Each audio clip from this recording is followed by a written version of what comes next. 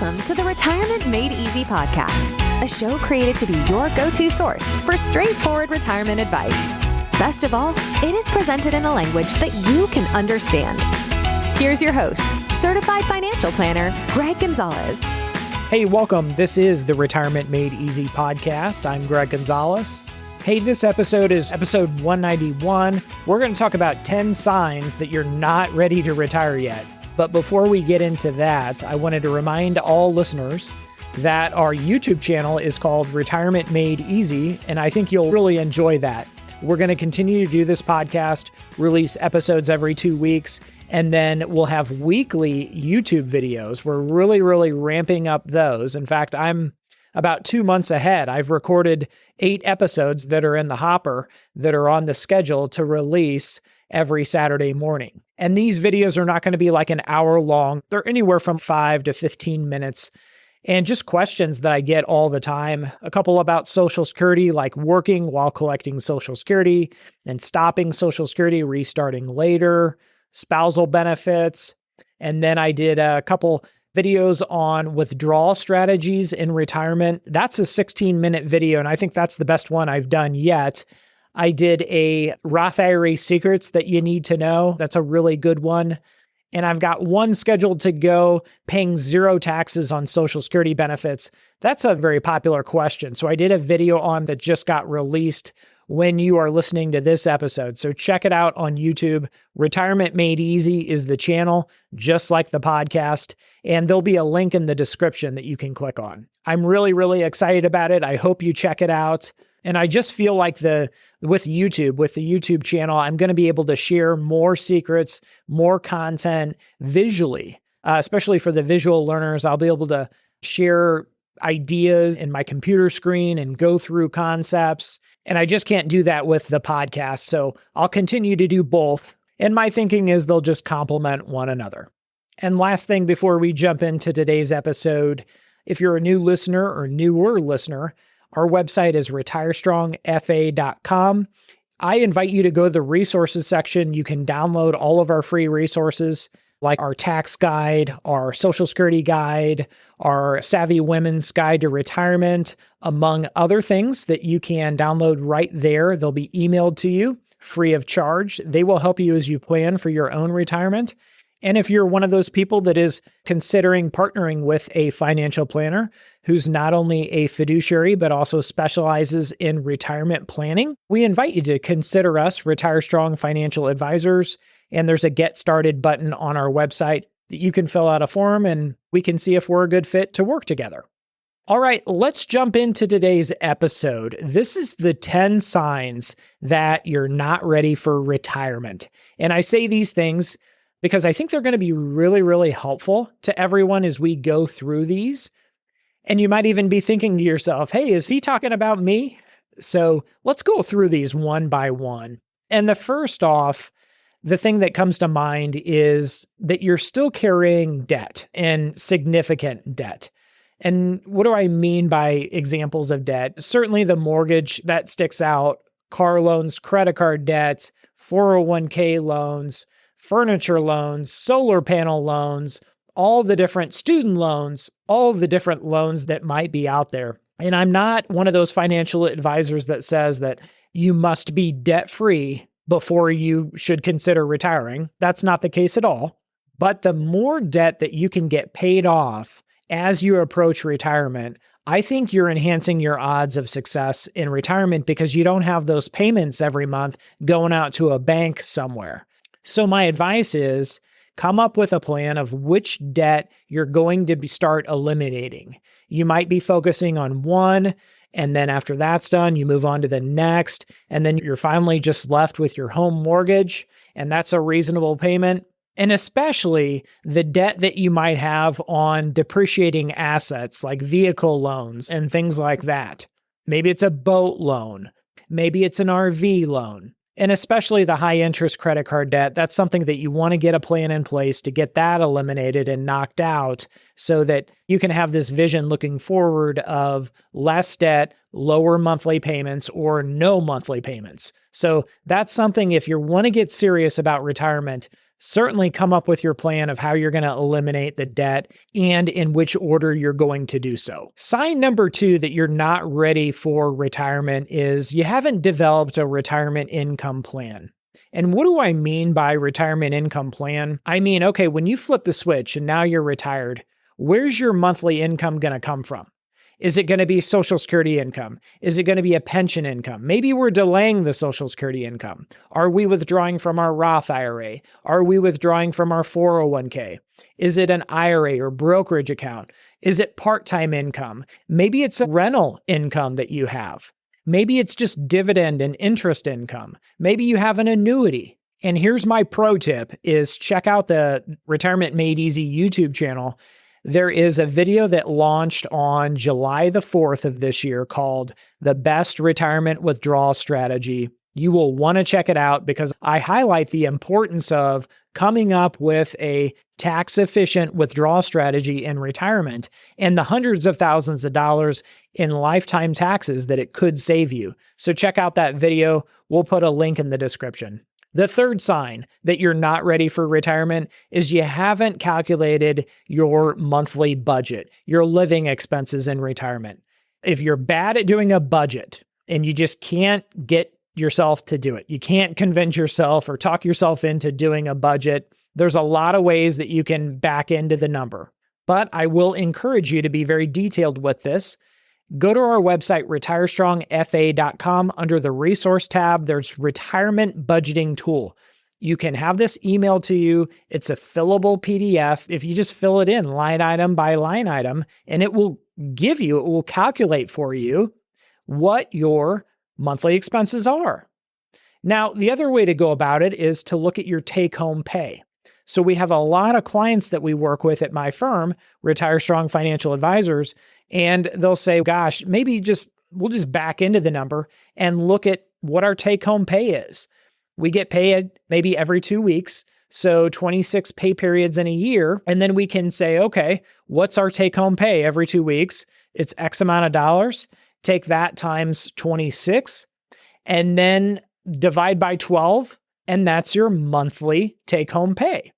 Now, you might be even saving money after your take-home paycheck. That tells us that there's surplus money left over.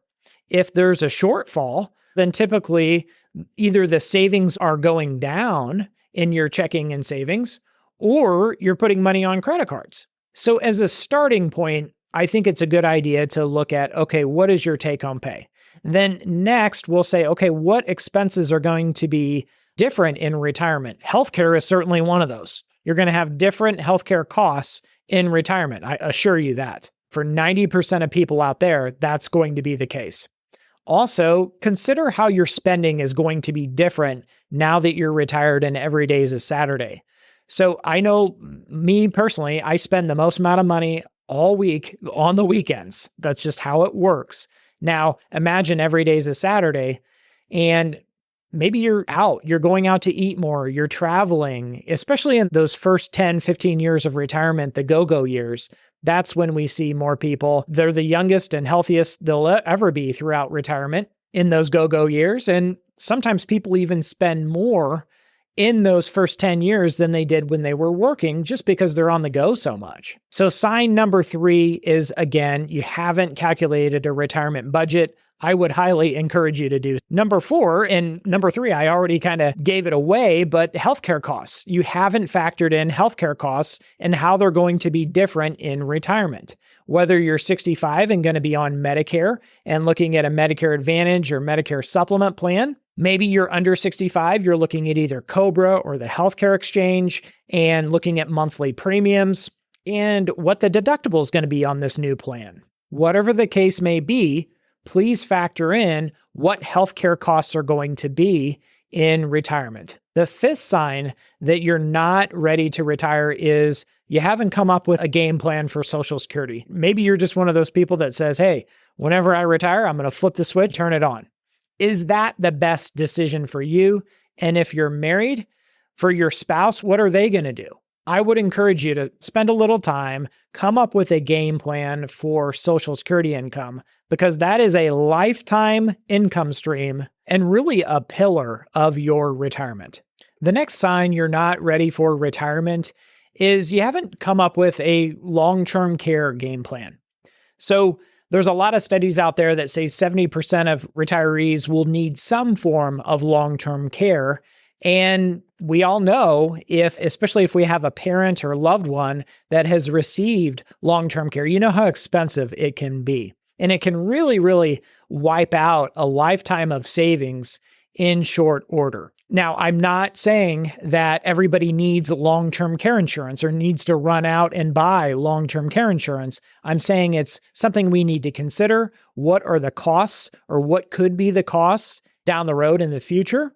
And how are we going to address those costs? How would they impact our overall retirement plan? And especially for those couples out there, if one spouse needed that care, how would the other spouse still pay for monthly expenses? It's a conversation that needs to be had. It's a tough conversation, and we don't know, because nobody has a crystal ball of what those expenses are going to look like for everybody, but we need to have a game plan.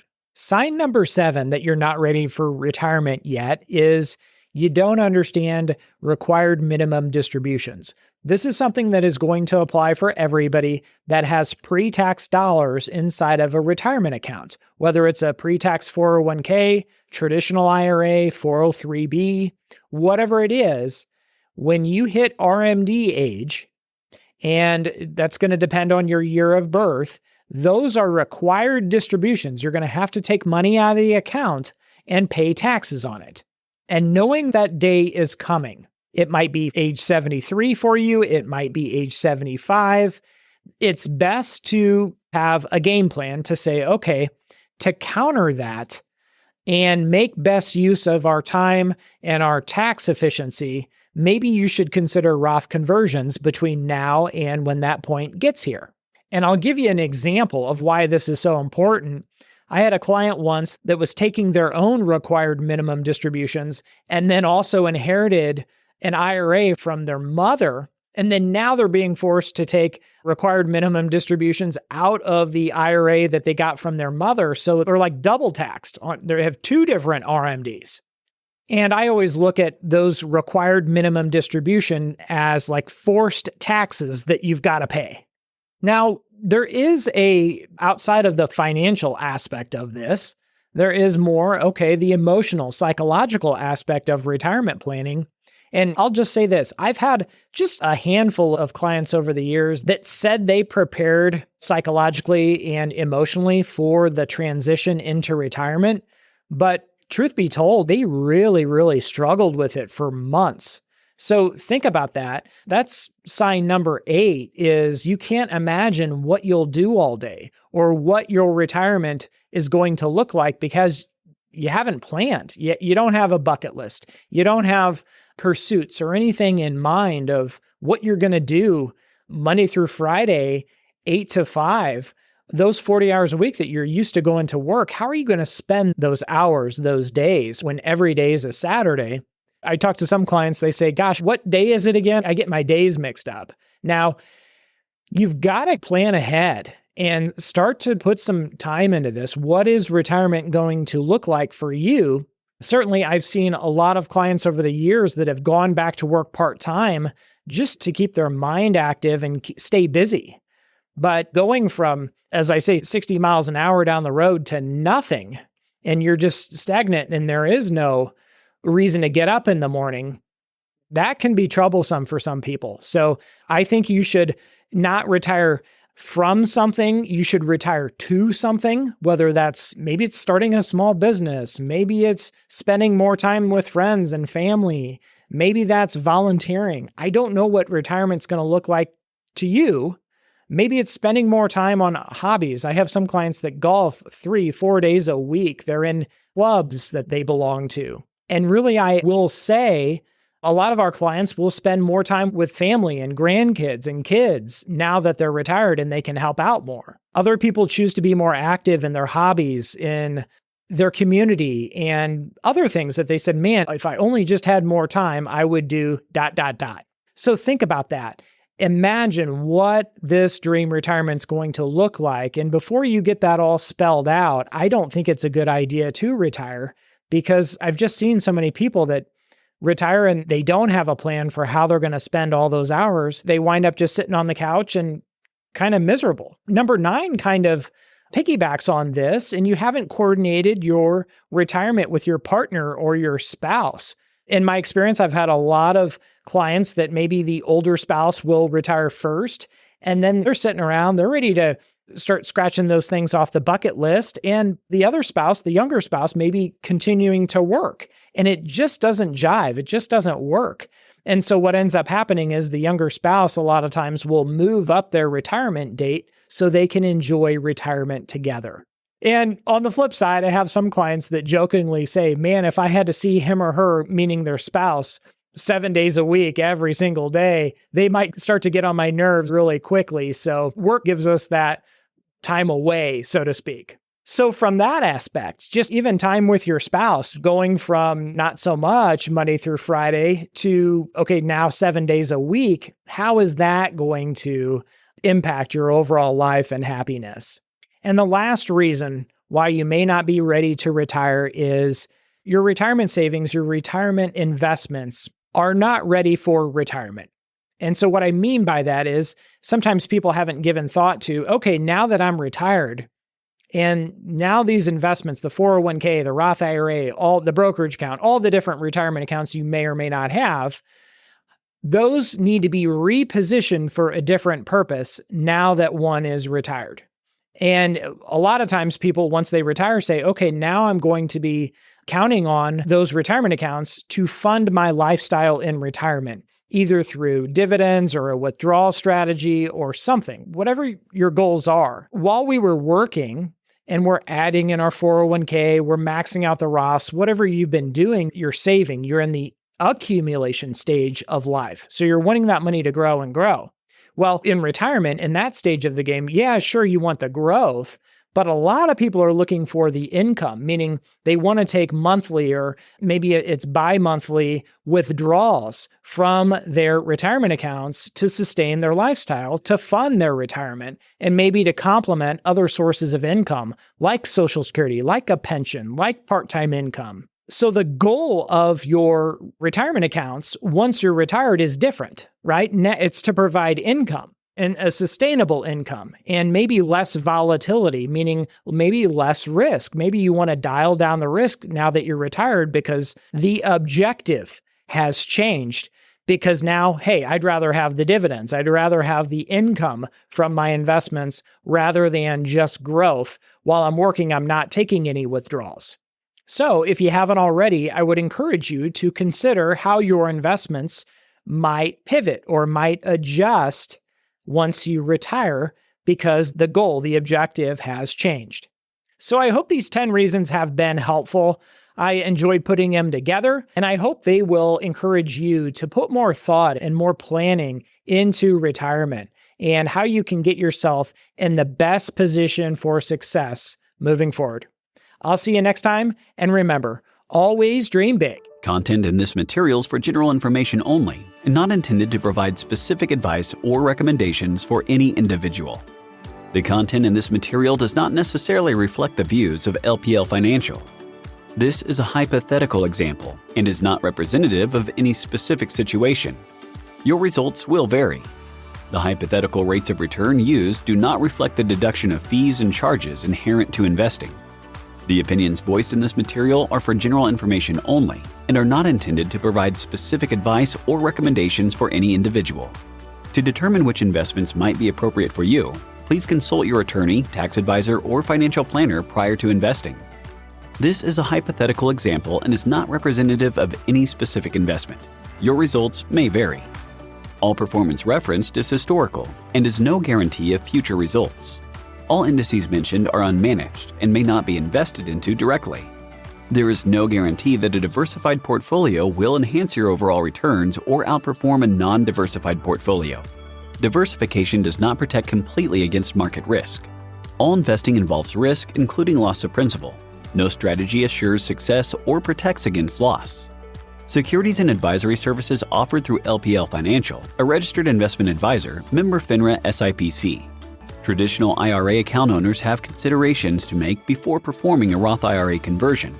These primarily include income tax consequences on the converted amount in the year of conversion, withdrawal limitations from a Roth IRA, and income limitations for future contributions to a Roth IRA. In addition, if you are required to take a required minimum distribution, RMD, in the year you convert, you must do so before converting to a Roth IRA. This information is not intended to be a substitute for specific individualized tax advice.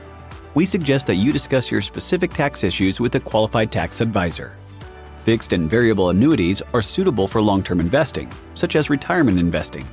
Gains from tax-deferred investments are taxed as ordinary income upon withdrawal. Guarantees are based on the claims paying ability of the issuing company.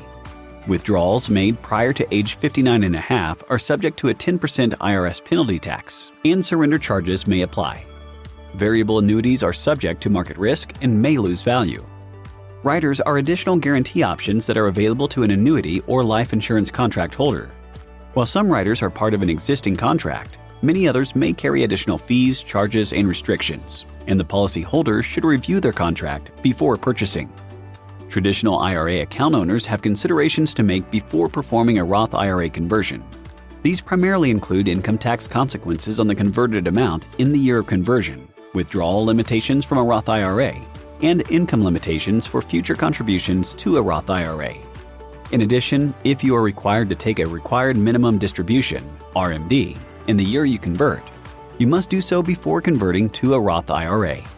This information is not intended to be a substitute for specific individualized tax advice. We suggest that you discuss your specific tax issues with a qualified tax advisor.